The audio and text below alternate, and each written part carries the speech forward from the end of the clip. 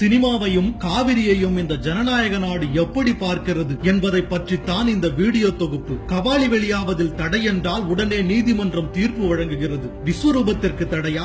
எதிர்க்கட்சி தலைவர் குரல் கொடுக்கிறார். முதல்வர் கருத்து சொல்கிறார். கொம்பனுக்கு தடையா? இல்லை என உடனே நீதிமன்றம் அறிவிக்கிறது. உத்தம வில்லனுக்கு தடையா? உடனே நீதிமன்றம் தீர்ப்பு வழங்குகிறது. அவசர வழக்காக எடுத்துக்கொண்டு விசாரிக்கிறது. அதற்கு வழக்கறிஞர்களும் நீதிமன்றமும் சொல்லும் காரணம் 10 கோடி அல்லது 100 கோடி முதல் போட்டு படம் எடுத்திருக்கிறார்கள்.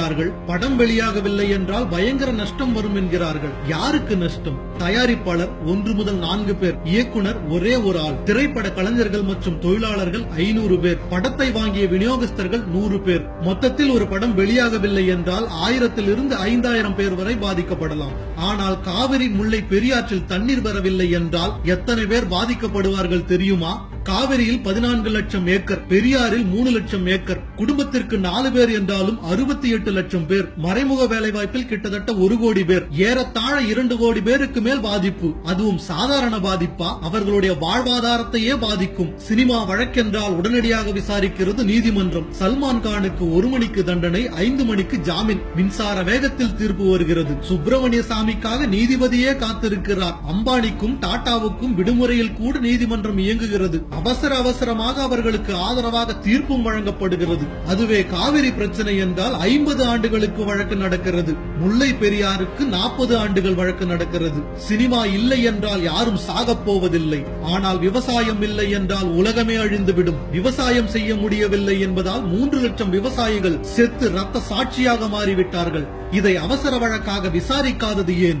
1ஆம் தேதி வெளியாக வேண்டிய படம் 10ஆம் தேதி வெளியானால் ஒன்றும் குடிமுழுகி போகாது. ஆனால் பயிருக்கு தண்ணீர் குறிப்பிட்ட நேரத்தில் வரவில்லை என்றால் குடிமுழுகித்தான் போகும். விதைப்பு தள்ளி போனால் பருவம் மாறி மழைக்காலத்தில் பயிரும் முழுகித்தான் போகும். மழைக்காலத்தில் சினிமாவுக்கு குடையோடு போகலாம். ஆனால் மழைக்காலத்தில் அறுவடைக்கு குடையோடு போக முடியுமா? சல்மான் கான் சிறைக்கு போனால் ஐயோ 500 கோடி முதல் போட்ட தயாரிப்பாளர் என்ன ஆவது என ஆதங்கப்படுகின்றது ஊடகங்கள். அவரை விடுதலை செய்ய வேண்டும் என பாம்பேயில் ரசிகர்கள் போராட்டம் நடத்துகின்றனர். அதே மகாராஷ்டிராவில் தான் விவசாயிகளின் தற்கொலை மண்டலமான விதர்பாவும் இருக்கிறது.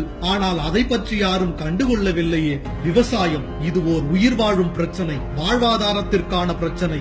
இது தேசத்தின் பிரச்சனை. இந்த நாடும் நீதிமன்றமும் நதிநீர் பிரச்சனையை மட்டும் இழுத்தடிப்பது ஏன்? அதற்கான சட்டம் இல்லையா? இல்லை அதை நடைமுறைப்படுத்த திட்டம் இல்லையா? எல்லாமே இருக்கிறது. ஆனால் இந்த நாடு இதை கண்டுகொள்ளாமல் இருப்பதற்கு ஒரே காரணம் இந்திய சந்தை தகர்ந்துவிடும். அதாவது பெரிய பெரிய கார்ப்பரேட்டுகள் அவர்களது முதலீட்டை நம் மண்ணில் கொட்ட மாட்டார்கள். அதற்கு இளிச்சவாயர்களாக தமிழர்கள் பலியாக வேண்டுமா? இனி ஒரு விவசாயி பலியாக கூடாது. இந்த மண்ணில் இனி ஒரு விக்னேஷ் தீக்குளிக்க கூடாது. அதற்கான உடனடி நடவடிக்கைகளை இந்த அரசாங்கம் எடுத்தே தீர வேண்டும். நாம் நம் உரிமைகளை பெற்றே தீர வேண்டும். நன்றி, வணக்கம்.